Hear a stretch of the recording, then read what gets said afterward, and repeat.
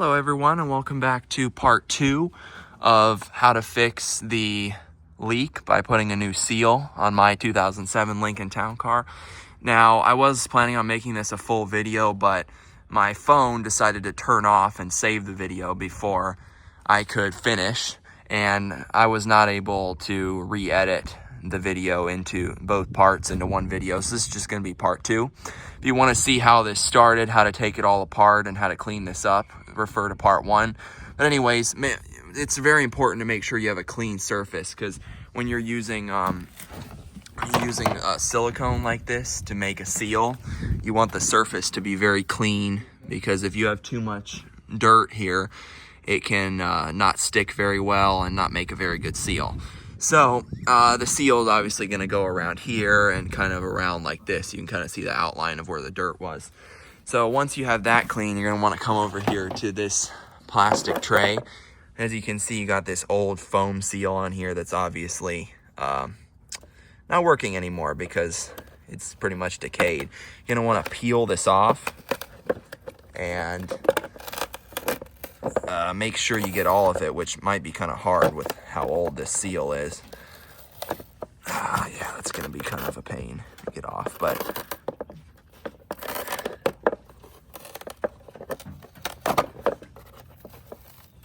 someone definitely made a repair on this in the past and put more foam seal, because this is a lot more on here than you would typically see from the factory.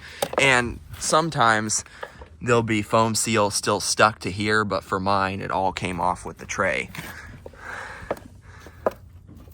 Yeah, let me see if I can get all this off of here. Because the problem is, you gotta make sure you get it all so that the silicone sticks to the plastic, and also this seal also contains moisture and wetness because of how it's been leaking. It's holding moisture here.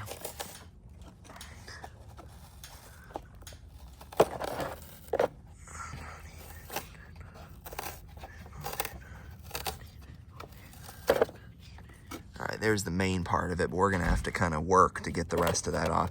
So I'm going to go ahead and finish taking this all off so I don't make the video too long, and I'll be back once that's done.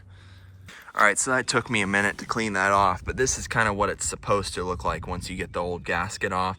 Now, granted, there's a few little particles of tape and stuff, but I got it pretty clean for the most part, because you want to have a good surface for the silicone. This over here is just, I think someone did a repair on this before me, and instead of doing it the right way with the silicone, they did it, just added more foam gasket. So the original factory one was still here, where it's supposed to go. That was pretty easy to pull off. It's just like some weather stripping type tape. But along the side, whatever those people put in after the fact to fix it is just kind of a mess. So I'm not even going to try to get this up, because this isn't even where it's supposed to seal.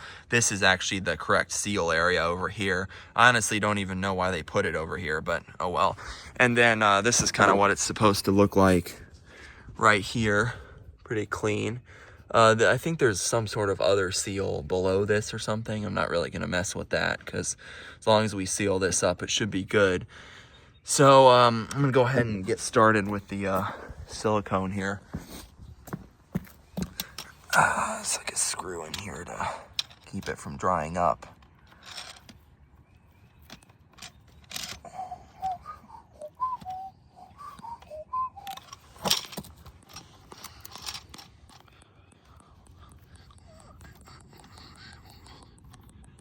Go ahead and get that out of there. There we go. There's some dry stuff here I need to peel off. But yeah, it's just going to leave behind a bunch of useless. You can see why the seal failed. I mean, the seal is, number one, it's wet to the touch, which you can tell it was leaking because of that. And number two, it's just kind of really old and decaying. So I don't know what Ford was thinking putting a foam seal in there. If you ask me, they should have put a rubber one. Anyways, you're just going to run a thin bead of silicone around here, and then obviously around the other side too. You're going to do it on both ends. And don't be afraid to be generous with it, because that way it won't leak again. So I'm going to go ahead and do that. I'm going to need 2 hands. I'll be right back.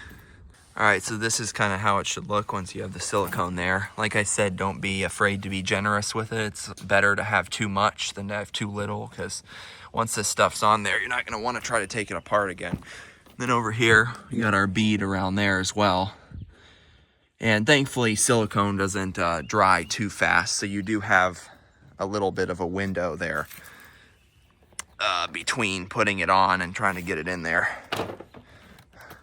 So we're gonna go ahead and start putting this back on, which might be a little easier said than done.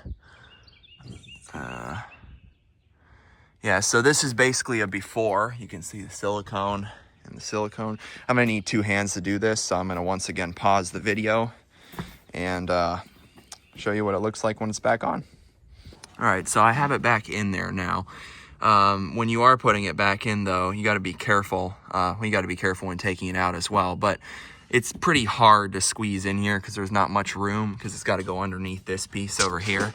And you gotta be careful, especially when you got the silicone on there, that you don't get any on this edge of the paint here. And if you do, you wipe it off immediately so it doesn't set up on the paint. But anyways, it's back in there. And another thing, you gotta be pretty gentle with it too, because again, it is old plastic. But we're gonna wanna tighten down the bolts pretty much almost immediately, because that silicone needs to be smushed down even more and set up. Let me see, I don't know if you can see in there, but you can kind of see the clear bead back in there of silicone. It's kind of hard to see, but yeah, it is setting up in there. I hope I put enough, because if I didn't, that's gonna be kind of annoying, but let's go ahead and get these nuts and bolts screwed back on. Okay, well that edge of the washer just came off, but we still have the metal washer on there.